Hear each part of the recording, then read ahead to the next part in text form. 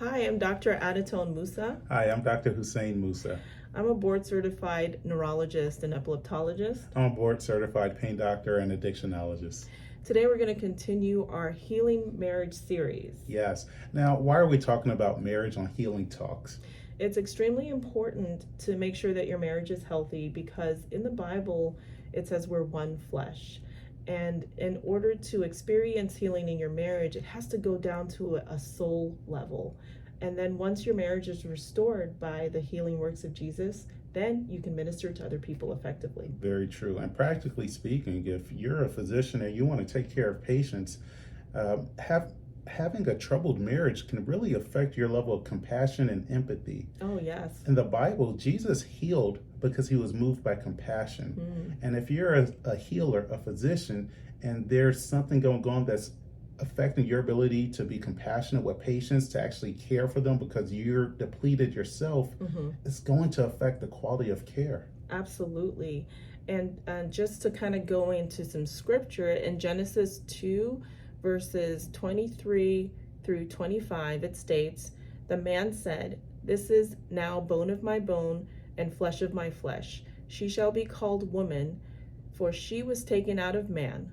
That is why a man leaves his father and mother and is united to his wife, and they become one flesh.'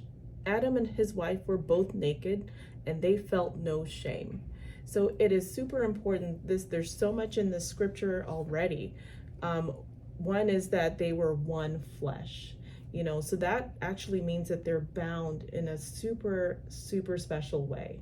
And as husband and wife, if someone is feeling pain in the relationship, then that will affect the spouse as well. I think we've learned over the years in marriage, nobody actually wins an argument. There's only two losers because you're one flesh. The only way you can win an argument as a married couple is to solve the problem. It's you and your wife against the issue. It's not you against your wife. Absolutely not. And it's definitely not against flesh and blood that we are struggling against. Exactly. So there are all sorts of issues that might enter a marriage. But one that we were talking about before is intimacy. Intimacy is defined in many different ways, but in the scripture that I just read, it says that Adam and his wife were both naked and they felt no shame. So in essence, what is intimacy? It's nakedness. Yes, you have to be not just physically bare before your wife at times, but emotionally. Absolutely. You have to share your past. And even if you don't share your past, it comes out on how you act. It comes out on how you raise your children. It comes out on how you solve conflict.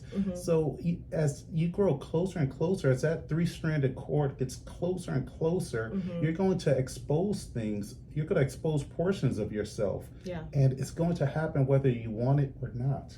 So those portions of yourself that are exposed, if they are not healthy, if you've experienced some sort of hurt, it may cause pain, correct? Yes. You can almost think of it as a spiritual rug burn. Yeah. If there's a sore area in your spirit, when there's an argument or a circumstance that comes and causes friction in that area, it causes pain. And when we have pain, we withdraw and we guard against it. And that's so much of the arguments in marriage. You hurt me, so I'm not talking to you. Yeah, and that's not an effective solution at all.